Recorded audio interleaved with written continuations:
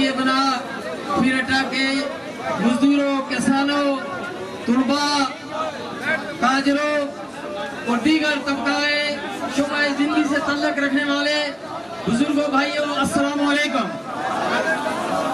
सबसे पहले मैं ये बात कहूँ कि मुझे दिली तौर पे फख्र हो रहा है कि हमने मई 1977 को एक तारीख और एक नजरिए की बुनियाद रखी थी।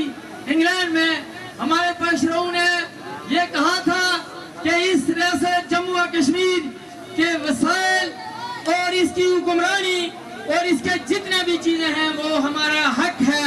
लेकिन बदकिस्मती से 70 साल से ये पिसी हुई कौम को जगाने के लिए आज इस दौरानिया ये जो तकरीबन 2-3 माह से जिन लोगों ने बड़ी मेहनत मशक्कत से घर घर जाकर करिए जाकर लोगों को ये शौर दिया कि आपके वसाइल, आपके मसाइल, आपके जितने मामलात हैं वो आपके हाथों में नहीं है।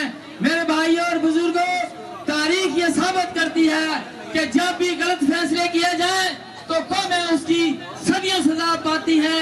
मैं आपको बताऊं, यहाँ जिक्र किया गया कि रावलाकोट का जो डिवीजन है वो लोग बगैरत हैं, गैरतमंद हैं और कोटली और मीरपुर से डिवीजन के लोग जो हैं वो सोए हुए हैं।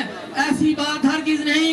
मेरे भाइयों, रावलाकोट डिस्ट्रिक्ट वालों ने 1947 में एक ऐसी गलती की जिसकी सजा आज रियासत जम्मू और कश्मीर के 84,471 मरबा मील या 85,806 मरबा मील के अवाम तकसीम, गुलामी और अपने वसाइल पर दूसरों के कब्जे की सूरत में बर्दाश्त कर रहे हैं। लेकिन मीरपुर और कोटली के लोगों ने बड़ी हिम्मत, बड़ी जान फशानी से हालात का मसाइब का मुकाबला करते हुए उस बात को सुलझाने के लिए 1977 में, मई 1977 में एक तारीख की बुनियाद रखी। उसमें सबसे ज्यादा रोल जो है डिवीजन मीरपुर का है। आस्ता आस्ता ये तारीख जो है रावलाकोट और मुजफ्फराबाद तक भी पहुंची। मेरे भाइयों, अब याद रखें, ये रियासत आपकी है। इस रियासत के वसाइल जो हैं, जब आप तकसीम और गुलाम होंगे, जब आपके मसाइल पर दूसरों का कब्जा होगा, ये मासूम और माकूब चेहरे जो हैं वो हमेशा अपनी गुलामी, गुर्बत, इफलास का फेस करते रहेंगे। अगर आपको इससे छुटकारा चाहिए तो मैं सिर्फ बिजली, आपकी बिजली के मामले पर मैं चंद एक बातें आपसे कहूंगा, उस पर आप गौर फरमाएं। मेरे भाइयों और दोस्तों और बुजुर्गों, आजाद कश्मीर का खित्ता जो है इस वक्त बिजली 2 किस्म की होती है। एक होती है हाइड्रो और एक होती है थर्मल। आजाद कश्मीर से पैदा होने वाली सारी की सारी बिजली हाइड्रो है और ये जो है ज्यादा से ज्यादा 4 रुपए फी यूनिट इसकी पैदावार पर लागत आती है और यही बिजली आपको अगर 50 और 60 रुपए में मिलती है तो इसके लिए आपको सोचना चाहिए। थर्मल बिजली जो है उसमें डीजल, क्रूड ऑयल, कोयला इस्तेमाल होता है, उसकी लागत जो है 10 से 15 रुपए है। लेकिन इसके साथ ही मैं गुजारिश करूं कि आजाद कश्मीर से 7,000 मेगावाट बिजली पैदा होती है। मेरे भाइयों, बुजुर्गों, किसानों, तुलबा, बिलखुसूस नौजवान तुलबा, ये नोट करो कि 1 मेगावाट बिजली से 24 ओवर 24 घंटों में 24,000 यूनिट तैयार होते हैं। 7,000 को अगर आप मल्टीप्लाई बाय 24,000 करें तो आपकी योमिया बिजली जो है 1 करोड़ 68 लाख यूनिट पैदा होती है। अगर ये बिजली आपके हाथों में हो, अगर ये वसाइल आपके हाथों में हो तो यही बिजली जो है योमिया 1 अरब 68 करोड़ रुपए में फरोख्त होती है। अगर 10 रुपए फी यूनिट के हिसाब से भी फरोख्त की जाए, 10 रुपए फी यूनिट के हिसाब से फरोख्त की जाए तो आपका योमिया इनकम जो है वो 1 अरब 68 करोड़ रुपया है। मैं चैलेंज करता हूँ, कोई मारे माशाद आ जाए मेरे सामने बैठ के, मैं उसको साबित करके दूंगा कि आप लोगों का योमिया जो आपकी पैदावार है वो खाली बिजली से 1 अरब 68 करोड़ रुपया आपका योमिया पैदावार है। और आपको क्या मिलता है? 1 अरब 68 करोड़ को आप 30 से ज़रब दें, फिर 365 दिन से ज़रब दें तो मेरे भाइयों बताएं आपका कितना ये कितना पैदा होता है, इतना ये चीज पैदा होती है। बदनसीबी ये है कि टाइम बहुत कम है, लेकिन मैं ये गुजारिश करूं कि बच्चा जो है वो माँ को बड़ा अजीज और प्यारा होता है। जब बच्चा रोएगा नहीं तो माँ दूध नहीं देगी। तो आप लोग ये गौर करें कि ये जो इनकम है आपकी ये कहाँ जा रही है। जितने डैम बने हैं, बदनसीबी ये है कि क्रोटो डैम जब ये हलार डैम जब बन रहा था तो लोगों ने मुख्तसर एहतजाज किया, लेकिन पूरे आजाद कश्मीर के लोगों ने साथ ना दिया। तो उन मक्कारों और अय्यारों ने उस डैम के डिजाइन को बदलकर क्रोटा ले गए। आज उस डैम का नाम क्रोटा है, पानी आपका, दरिया आपके, लेकिन डैम जो है वो क्रोटा बना है। और क्रोटन के लोगों को, उस पार के लोगों को मुलाजमत में भी फायदा, उस कारोबार में भी फायदा, लेकिन हमारे हलार के लोग जो हैं वो बेबस हो चुके हैं। तो मेरे भाइयों, मैं फिर जाहिर है कि स्टेट सेक्रेटरी साहब 2-3 बार मुझे कह चुके हैं, तो वरना बातें तो बहुत करनी थी, लेकिन इसी पे मैं इजाजत चाहूँगा। जब भी आप बात करते हैं रियासत जम्मू कश्मीर की बात किया करें, खाली कश्मीर लफ्ज ना इस्तेमाल किया करें। कश्मीर चूंकि वैली के टुकड़े का नाम है, वैली जो है वो सिर्फ 7000 मरबा मील है। आप लोग सारे जम्मू से एग्जिस्ट करते हैं। ये जो आजाद कश्मीर है इसका सिर्फ जिला मुजफ्फराबाद जो है उसका तल्लुक वैली से है, बाकी ये सारा जम्मू रीजन है। जम्मू ही गेट ऑफ रियासत है, जम्मू ही आपकी आजादी का दामन भी बनेगा, ये याद रखें। जम्मू को मत भूलें, जम्मू को मत भूलें। जम्मू ने ही ये रियासत 84,471 मरबा मील या 85,806 मरबा मील, ये जम्मू के हीरो ने ही ये बनाई थी, वही आपकी आजादी के दामन बनेंगे। इसलिए मैं ये जरूर कहूंगा कि जब भी आप बात करें रियासत जम्मू और कश्मीर की बात किया करें, क्योंकि ये साम्राज्य हैं जिन्होंने तकसीम के लिए कभी कश्मीर का लफ्ज इस्तेमाल किया, कभी वैली का लफ्ज इस्तेमाल किया। रियासत का पूरा नाम लिया करें, रियासत जम्मू कश्मीर।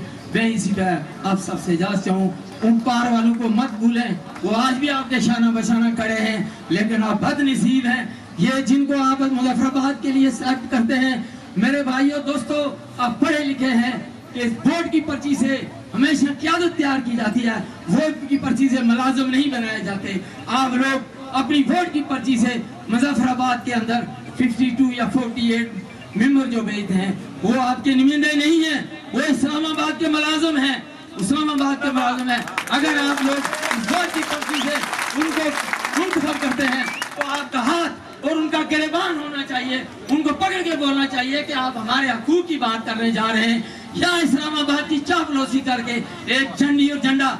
आजाद कश्मीर का रकबा कितना, अंग्रेज बरतानिया इतना बड़ा मुल्क है, 45 गाड़ियां उनके पास। आजाद कश्मीर कितना 25-30 मिनिस्टर बनते हैं और एक मिनिस्टर के अंडर 10 गाड़ियां होती हैं। पेट्रोल महंगाई हटा क्यों हो। आप लोगों को मैं एक बात और भी कहता चलूं, इसी पर मैं इजाजत भी ले लूंगा। आप टैक्सों की बात जरूर करें, लेकिन बेसिक जो आपका मुतालबा होना चाहिए वो कि आपकी बिजली आपको फ्री मिलनी चाहिए, आटा आपको दाल चीनी। गौर से सुने, अगर हमारे जो वसाइल हैं हमें नहीं दिए जाते तो आटा दाल चीनी घी का रेट जो 1990 से कवर होना चाहिए। IMF के रेट से हमारा कोई ताल्लुक नहीं है, कश्मीर जो है पाकिस्तान का हिस्सा नहीं है, IMF से हमारा कोई ताल्लुक नहीं है।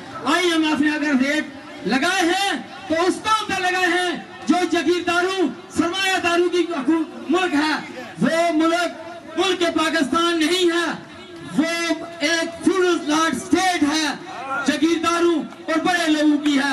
आप देखें मुस्लिम लीग जब बनी थी उसके 3 नवाब थे, नवाब वकार मलिक, नवाब सलीमुल्लाह, नवाब मोहसिन मलिक, कोई उसमें गरीब मजदूर किसान नहीं था।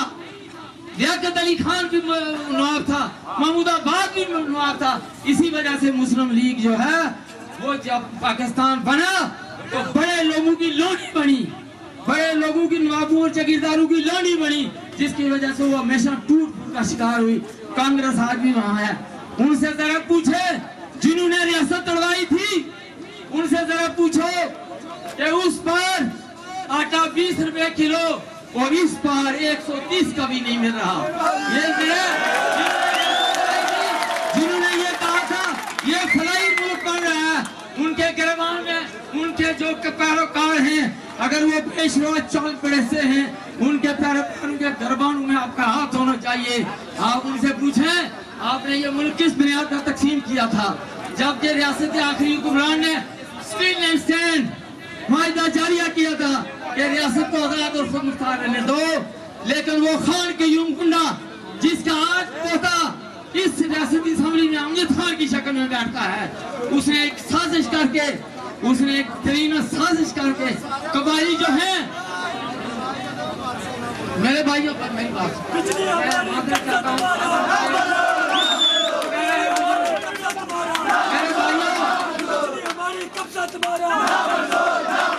میرے بھائیوں غور سے سنیں آپ کی ریاست غلام کیسے ہوئی غور سے سنیں پاکستان کی آج صبح سرحد جس کو کہتے تھے خیبر پختونخوا اس کی 6 ایجنسیاں ہیں ان کا بھی انگریزوں کے ساتھ ایک معاہدہ تھا. جب پاکستان اور ہندوستان بڑھا تو انہوں نے ایجنسیوں نے کہا کہ اب ہمارا معاہدہ ختم ہو چکا ہے ہم آزاد ہو چکے ہیں. ان ایجنسیوں کے قبائلیوں نے جب پشور کی طرف رخ کیا تو خان قیوم جو جموں کا رہنے والا تھا وہ 1947 سے پہلے اس وجہ سے بھاگا اور سرحد میں آ کر آباد ہوا. اس نے ہری سنگھ کو کہا مجھے گورنر جموں بناؤ یا مجھے وزیر اعظم ریاست جموں کشمیر بناؤ. تو اس نے مہاراجہ نے جب اس کو انکار کیا اس کی جگہ راجہ ذوالفقار کے والد راجہ افضل کو اس نے گورنر جموں بنا دیا. تو خان قیوم یہاں چلا آیا. جب قبائلیوں نے پشور کی طرف مارچ کیا تو خان قیوم اور پاکستان کے بیوروکریٹس اور پاکستان کا بانی وزیر خزانہ ملک غلام محمد جو انگریز سرکار کا ایجنٹ تھا جو انگریزوں کے دور میں تحصیلدار بھرتی ہوا وہ ترقی کرتے کرتے سیکٹری ریٹائر ہوا. اس نے اس وقت انگریز سرکار نے قائد اعظم کی گردن پہ لات رکھ کر کہا کہ اس کو وزیر خزانہ بنایا جائے. انگریزوں کا مشن تھا کہ ہم جانے سے پہلے یہاں پر مسائل پیدا کر کے جائیں. انہوں نے ملک غلام محمد کو استعمال کیا. ملک غلام محمد خان قیوم اور غازی ملت جن کو آپ کہتے ہیں سردار ابراہیم صاحب ان کو مہاراجہ ہری سنگھ نے بیرسٹر بنایا اور مل پر پبلک پیوٹر لایا. یہاں سے آپ گریڈ کر کے ڈپٹی ڈائریکٹر جنرل سری نگر لگایا. 1934 کی جو اسمبلی تھی جس میں سردار فتح محمد کریلوی مرزا محمد حسین مرزا عطا اللہ یہ چکسواری سے الیکشن لڑنے والے ظفر انور کے دادا چودھری عبدالکریم یہ نور حسین یہ جناب پونچھ کے جتنے لوگ راجہ فاروق حیدر صاحب کے بابا محترم راجہ غلام حیدر صاحب مہاراجہ ہری سنگھ نے ان کو فریسٹر پر دی کیا جو آج کی منسٹری کے برابر ہے. میرے بھائیوں یہ سارے مراد یافتہ لوگ سردار ابراہیم نے اس قوم سے سب سے بڑی غداری کی. سری نگر سے اسمبلی ممبر ہوتے ہوئے برقع پہن کے چوری کرتے ہوئے مری پہنچا اور مری میں پلان بنا. مری پلان کی بڑی پلان کی بنیاد پہ آج آپ یہ سزا بھگت رہے ہیں تقسیم کی شکل میں. سردار ابراہیم کے بقول اس کی ویڈیو میرے پاس موجود ہے. سردار ابراہیم کے الفاظ میرے پاس موجود ہیں. سردار ابراہیم کا آپ پانی ہے کسی کے پاس سردار ابراہیم صاحب کی ویڈیو میرے پاس موجود ہے. اگر آپ سارے لوگ باشعور ہیں تو